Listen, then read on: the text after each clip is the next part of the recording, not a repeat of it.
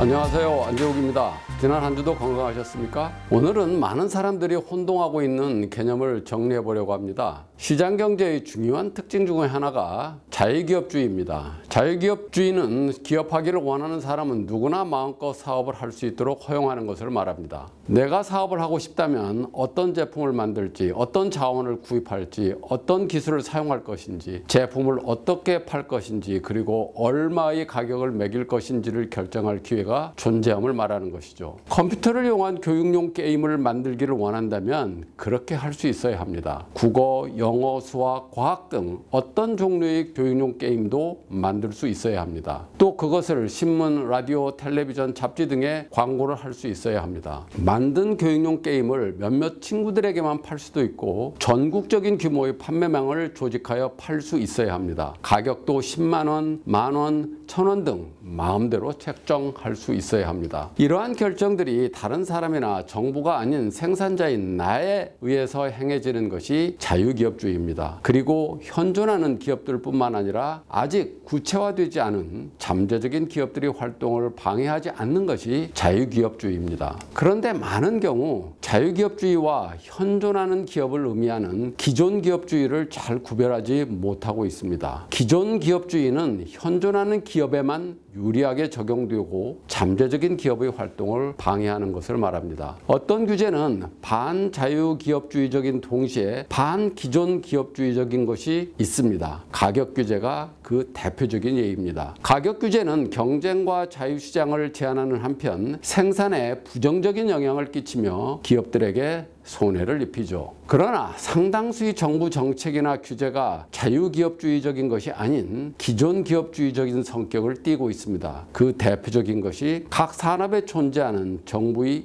인허가권과 같은 진입규제죠. 어떤 사업을 하려는데 그것을 하는데 정부의 인허가가 필요하다면 그 허가권을 소유하고 있는 사람이나 기업에게는 이익입니다. 진입을 제한함으로써 기존 업체들로 하여금 그렇지 않을 경우보다 더 높은 가격을 부과하여 이익을 얻을 수 있도록 하기 때문이죠. 기존 기업주의지만 반자유기업주의적인 성격을 띠는 규제의 유형은 진입규제 이외에도 관세, 스크린 쿼터제와 금융기관 업무 영역 규제 등을 무수히 많습니다. 마늘에 대한 수입관세는 반자유기업주의적이지만 마늘 농가를 위한 기존 기업주의적인 성격을 띱니다. 스크린 쿼터제와 금융기관 업무 영역 규제 역시 반자유기업주의적이지만 경쟁을 피하고 싶어하는 영화계와 금융기관들을 도와주는 기존 기업주의적인 것입니다. 이러한 규제들은 개인 혹은 개별 기업에게는 이익이 되지만 경제 전체적으로 보면 해가 됩니다. 이러한 규제는 과당 경쟁으로부터 기업을 보호한다는 명목으로 채택되지만 실제로는 정부의 행정기관들이 기업이나 산업들에 의해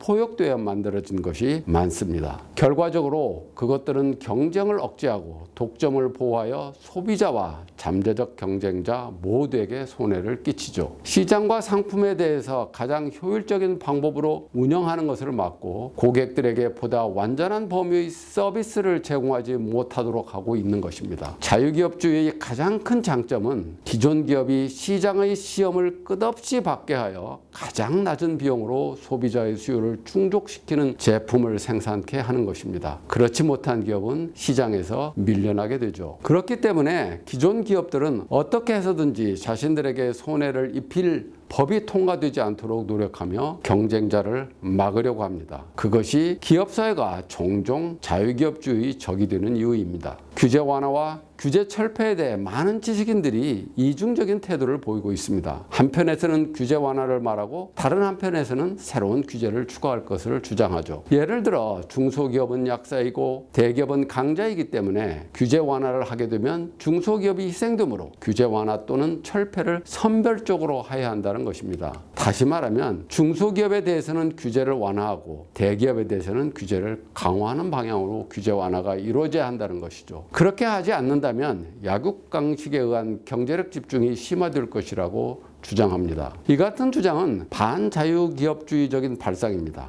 강자를 억제하고 약자를 보호한다는 식의 규제 완화는 잘못입니다. 그것이 선별적으로 이루어지면 그것은 또 다른 규제죠. 어떤 것이든 규제가 소수 이익 집단의 이익을 위해 만들어진 것이라면 그것은 이익 집단을 제외한 다수 국민에게 비용과 불편을 부과하게 됩니다. 따라서 규제는 철폐하거나 완화되어야 하는데 규제의 대상이 대기업이든 중소기업이든 똑같이 적용되어야 합니다. 오늘날 자유기업주의적인 것과 기존기업주의적인 것을 잘 구별하지 못하는 사람들은 자유기업을 지지하는 사람들을 단순히 기존기업을 옹호하는 것으로 오해하는 경향이 있습니다. 또한 자기들이 의도하는 목적과는 정반대의 결과를 낳는 정부 조치들을 지지하고 있습니다. 그리고 자유기업주의와 기존기업주의를 잘 구분하지 못하는 오류로 인해 지식인들이 규제 완화에 대해 이중적인 태도를 보이고 있습니다. 자유기업주의와 기존기업주의를 잘 구별하여 기존기업주의적인 정책은 지양하고 자유기업주의적인 정책을 촉구하고 지지해야 합니다. 그래야 경쟁이 촉진되어 경제 전체의 이익이 증진되고 우리 모두가 다 잘 살 수 있게 됩니다. 그럼 다음 시간에 뵙겠습니다.